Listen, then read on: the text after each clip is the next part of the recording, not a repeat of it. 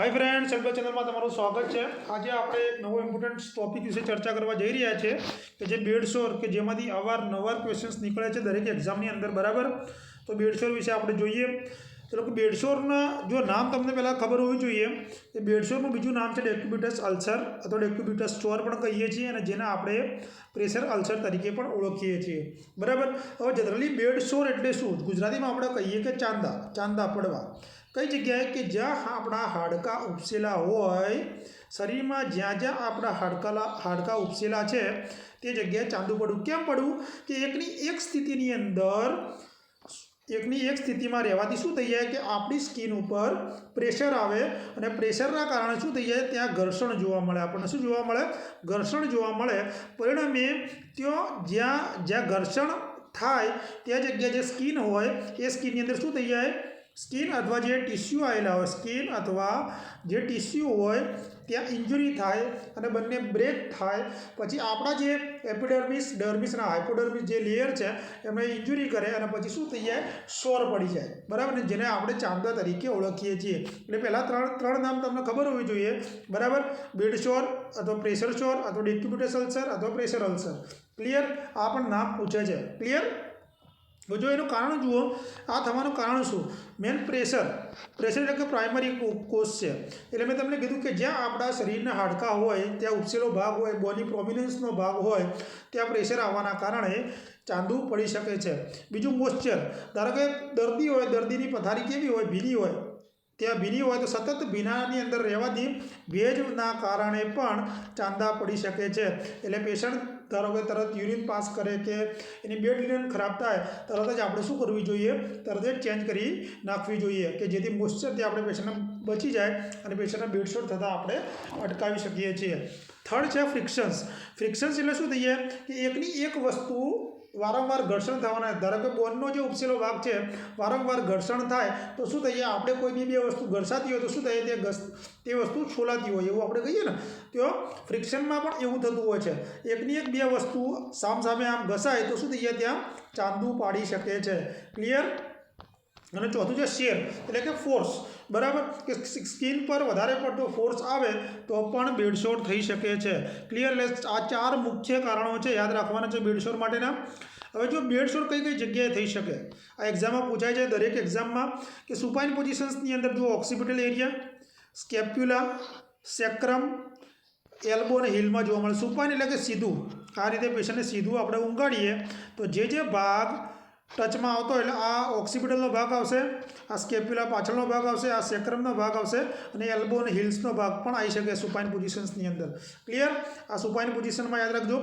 પછી સેક્રમ બેડશોર થવાની most common છે। સુપાઇન પોઝિશનમાં યાદ રાખજો, મોસ્ટ એમ્પી પોઈન્ટ આ કે જે સેક્રમની જગ્યા છે એ મોસ્ટ કોમન સાઇડ છે અને હીલ છે, હીલ એટલે એડીનો ભાગ જે છે એ સેકન્ડ મોસ્ટ ભાગ છે સુપાઇન પોઝિશન્સની અંદર। સાઇડલાઇન પોઝિશન્સમાં વાત કરો તો ઇયર, ચીક, શોલ્ડર, રિબ્સ અને સુપર ઇલિયાક ક્રેસ્ટમાં જોવા મળે। એટલે શોલ્ડરમાં આ રીતે પેશન્ટ ઊંઘ્યું હોય, બરાબર, આ રીતે હોય એટલે જે ભાગ જમણી બાજુ ઊંઘે યા ડાબી બાજુ ઊંઘે તો જે ભાગ નીચે આવતા હોય જ્યાં ફ્રિક્શન્સને થતું હોય એ ભાગની અંદર જોવા મળતું હોય છે। ક્લિયર? પ્રોન પોઝિશન્સમાં જો ઊંધું પેશન્ટને ઊંઘાડે તો temporal, cheek, anterior part of the shoulder, knee, toes અને સોલની અંદર બેડશોર જોવા મળે છે। એટલે તમને આઈડિયા આવી ગયો છે કે ત્રણેમાં કઈ જગ્યાએ જોવા મળે છે। મોસ્ટ ઇમ્પોર્ટન્ટ જે ક્વેશ્ચન્સ પૂછાય છે સ્ટેજ ઓફ બેડશોરમાંથી વારંવાર ક્વેશ્ચન્સ નીકળે છે, તો જોઈ લો। પહેલાં સ્ટેજ ઓફ બેડશોર આપણે જોઈ લઈએ। સ્ટેજ 1ની અંદર જુઓ, પહેલાં હું તમને આ આકૃતિમાં સમજાવી દઉં, પછી આપણે એની થિયરી જોઈ લઈએ કે સ્ટેજ 1ની અંદર એપિડર્મિસને બ્રેક કરે છે, સ્ટેજ 2 એપિડર્મિસ અને ડર્મિસ આવશે, સ્ટેજ 3 એપિડર્મિસ, ડર્મિસ અને હાઇપોડર્મિસ અને સ્ટેજ 4ની અંદર મસલ્સ અને બોન સુધી પણ જઈ શકે છે। ક્લિયર? હવે જો આની અંદર સ્ટેજ 1માં કેવું હોય છે, જો આ સ્ટેજ 1 છે, સ્ટેજ 2 છે, સ્ટેજ 3 છે અને સ્ટેજ 4નું અલ્સર છે। આ બેડશોર છે સ્ટેજ વાઇઝ। ક્લિયર? હવે આપણે જોઈએ સ્ટેજ વાઇઝ જોઈએ। સ્ટેજ 1માં શું જોવા મળે જુઓ, આમાંથી મોસ્ટ ટાઈમ ક્વેશ્ચન્સ નીકળતા હોય છે એટલે ધ્યાન આપજો। જો સ્ટેજ 1ની અંદર પેશન્ટની સ્કિન કેવી થઈ જાય, રેડ અને બ્લુઝ કલરની અથવા ડાર્ક સ્કિન જોવા મળે છે, અહીંયા ડાર્ક કેવી જોવા મળે છે? એકદમ રેડ અને બ્લુઇશ કલરની જોવા મળે છે અને આમાં પેશન્ટ્સના બેડસોર થવાનું રિસ્ક રહેલું છે. એટલે આવા પેશન્ટ્સનું આપણે કન્ટિન્યુ ઓબ્ઝર્વેશન્સ કરવું જોઈએ. પેશન્ટ્સની પોઝિશન્સ ચેન્જ કરતા એવરી 2 કલાકે પેશન્ટ્સની પોઝિશન્સ ચેન્જ કરતા રહીશું. જો અગાઉ આપણે કારણો જોયા એ કારણો હોય તો એને દૂર કરવા જોઈએ. બરાબર. જો સ્ટેજ 2 ની અંદર આ સ્ટેજમાં એપિડર્મિસ અને ડર્મિસનું લેયર બ્રેકડાઉન થાય છે. મેં તમને અગાઉ ચર્ચા કરી એ પ્રમાણે. બરાબર. સ્ટેજ 3 ની અંદર આમાં ડર્મિસ અને સબક્યુટેનિયસ ટિશ્યુની સ્કિન લોસ જોવા મળે છે. એટલે કે ફૂલ થિકનેસમાં જોવા મળે સ્ટેજ 3 ની અંદર. સ્ટેજ 4 ની અંદર બોન દેખાય છે અને આ પેનલેસ હોય છે. જે એક્ઝામમાં તમને પૂછે ભાઈ પેનલેસ સ્ટેજ કયું છે તો સ્ટેજ 4 છે અને અહીંયા નેક્રોસિસ જોવા મળે છે. નેક્રોસિસ મીન્સ કે ત્યાં બ્લડ સપ્લાય બંધ થઈ ગયો. બરાબર. અને તે ભાગ બ્લેક થઈ ગયો. ક્લિયર. એટલે આ યાદ રાખજો ખાસ. 4 સ્ટેજ તમને મેં ઇઝીલી સમજાવી દીધા છે. સ્લજ એટલે શું? જો સ્લજ વારંવાર એક્ઝામમાં પૂછાય કે ઊંડની આજુબાજુ જે સ્ટિંગી સબસ્ટન્સ જોડાયેલ હોય એને શું કહેવાય? સ્લજ. આપણે ડ્રેસિંગ કરતી વખતે એને રિમૂવ કરવું પડતું હોય છે. ક્લિયર. હવે જો બેડલ સ્કેલ બેડસોરમાં મોસ્ટ ટાઈમની ક્વેશ્ચન છે કે વારંવાર પૂછાય છે બેડસોર માટે કયો આપણે સ્કેલ યુઝ કરીએ છીએ તો બેડલ સ્કેલનો આપણે ઉપયોગ કરીએ છીએ જે 1977માં થયું હતું. બરાબર. જો આ રીતના એના જે ફંક્શન હોય છે એમાં જુઓ સેન્સરી પરસેપ્શન્સ. બરાબર. પછી મોઇસ્ચર, એક્ટિવિટી, મોબિલિટી, ન્યુટ્રિશન્સ અને ફ્રિક્શન્સ અને ચેર. આ 6 પોઈન્ટ તમારે યાદ રાખવાના છે. એક્ઝામમાં એવું પૂછે કે ભાઈ બ્રેડલ સ્કેલમાં નીચેનામાંથી કયા નથી આવતા તો તમારે આ યાદ રાખવાના સેન્સરી પરસેપ્શન્સ, મોઇસ્ચર, એક્ટિવિટી, બરાબર, ન્યુટ્રિશન્સ, મોબિલિટી અને ફ્રિક્શન્સ એન્ડ ચેર. ક્લિયર. હવે જુઓ એનો સ્કોર પૂછે છે. સ્કોર નોર્મલ કેટલો હોય છે તો સ્કોર નોર્મલ હોય છે 6 થી 23. બરાબર. હવે જો બેડલ સ્કેલ 9 કરતાં ઓછો હોય તો બેડસોર થવાનું વેરી હાઈ રિસ્ક છે. આ એક્ઝામમાં પૂછાયેલો ક્વેશ્ચન છે કે બેડસોર થવા માટેનું વેરી હાઈ રિસ્ક ક્યારે લેવું છે તો 9 કરતાં ઓછો સ્કોર હોય ત્યારે. બેડલ સ્કેલ 10 થી 12ની વચ્ચે હોય તો હાઈ રિસ્ક છે પણ વેરી યાદ રાખો 9 કરતાં ઓછો. અને બેડલ સ્કોર 13 થી 14 હોય તો બેડસોર થવાનું મોડરેટ રિસ્ક રહેલું છે. ક્લિયર. અને બેડલ સ્કોર 15 થી 18 હોય તો બેડસોર થવાનું માઇલ્ડ રિસ્ક છે. બેડલ સ્કોર 19 કરતાં વધારે હોય તો રિસ્ક રહેતું નથી. ક્લિયર. એટલે 19 કરતાં વધારે હોવો જોઈએ. અને ટોટલ રેન્જ કે પૂછે એક્ઝામમાં તો રેન્જ 6 થી 23. યાદ રાખવાનું બેડસોર માટે કયો સ્કેલ આપણે યુઝ કરીએ છીએ તો બેડલ સ્કેલનો ઉપયોગ કરીએ છીએ. મોસ્ટલી આ જ પૂછે વેરી હાઈ રિસ્ક 9 કરતાં ઓછું અને 19 કરતાં વધારે હોય તો કોઈ પણ જાતનું રિસ્ક રહેતું નથી. ક્લિયર.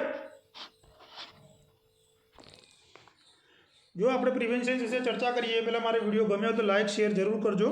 બરાબર. જેથી મને મોટિવેશન્સ મળી રહે અને હું તમારા માટે આવું મટીરિયલ્સ લેતો આવું. પ્રિવેન્શન જો દર 2 કલાકે શું કરવાનું આપણે પેશન્ટની પોઝિશન ચેન્જ કરવાની છે અને જો ચેરમાં હોય તો આપણે 15 મિનિટે પોઝિશન ચેન્જ કરવી. યાદ રાખવાનું બેડમાં 2 કલાકે કરીશું જ્યારે ચેરની અંદર આપણે 15 મિનિટે કરીશું. જરૂર જણાય તો એર મેટ્રેસ હોય તો શક્ય હોય તો એર મેટ્રેસ પેશન્ટને આપીશું અને મસાજ પણ કરવું જરૂર લાગે તો. ક્લિયર. ટ્રીટમેન્ટમાં જુઓ ફર્સ્ટ સ્ટેજના બેડસોરની અંદર આપણે પ્લેન વોટરથી જ ક્લીન કરવાનું. ક્લિયર. પ્લેન વોટર જ લઈશું. સેકન્ડ સ્ટેજના બેડસોરની અંદર આપણે નોર્મલ સલાઇનનો ઉપયોગ કરીશું અને પેશન્ટ્સમાં પ્રોટીન ડાયટ વધારે લેવાનું. પ્રોટીનથી શું થઈ જાય છે કે ત્યાં નવા સેલ્સ અને ટિશ્યુ બનશે એટલે જલ્દી રિકવરી આવશે. અને વિટામિન સી આપવું જોઈએ કે હિલિંગમાં જલ્દી વિટામિન સી શું કામ કરશે કે હિલિંગમાં પ્રોસેસની અંદર એન્કરેજમેન્ટ કરશે, ઝડપી વધારશે અને મસલ સ્પાઝમને દૂર કરવા માટે અને રેસિસને નાશ કરવા માટે ઝીંક ઓક્સાઇડ પણ આપણે આપીશું. બરાબર. અને શક્ય હોય તો 100 વોલ્ટનો ઇલેક્ટ્રિક બલ્બ વડે આપણે શું કરવું જ્યાં બેડસોર થયું હોય બેડસોરની જગ્યા પર આપણે હીટ આપીશું અને અંતર કેટલું રાખીશું 45 થી 60 સેન્ટીમીટર દૂર રાખવું જોઈએ અને 10 મિનિટ સુધી આપણે આ ઇલેક્ટ્રિક બલ્બથી હીટ આપીશું. ક્લિયર. કોમ્પ્લિકેશન્સ જોઈ લઈએ. જો કોમ્પ્લિકેશન્સ જોતાં પહેલાં આપણે હવે ડીએસએસબીની વેકેન્સી આવી ગઈ છે. બરાબર. તો મને એવું લાગે છે કે આપણે ઈએસઆઈસી અને ડીએસએસબી અને નોરસેટ માટેની હું એમસીક્યુ ટેસ્ટ સિરીઝ ચાલુ કરી દઈશ કન્ટિન્યુ. જે આપણે 6 પાર્ટ્સ આગળ મૂક્યા હતા એ હવે આપણે આગળ રજૂ કરીશું. એક દિવસ આપણે થિયરી લઈશું અને એક દિવસ એમસીક્યુ. એટલે તમારે તૈયારી જોડે જોડે થતી રહે.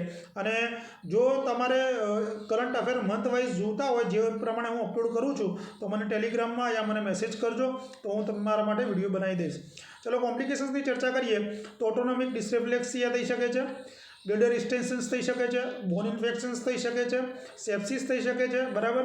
અને ગેંગ્રીન પણ થઈ શકે છે. ક્લિયર. તો આ સુધીનો આપણો વિડીયો ગમે તો લાઇક શેર જરૂર કરજો અને મારી ચેનલને સબસ્ક્રાઈબ ના કરી હોય તો સબસ્ક્રાઈબ કરવાનું ભૂલશો નહીં. વિડીયો જોવા માટે બધાનો આભાર. Thank you.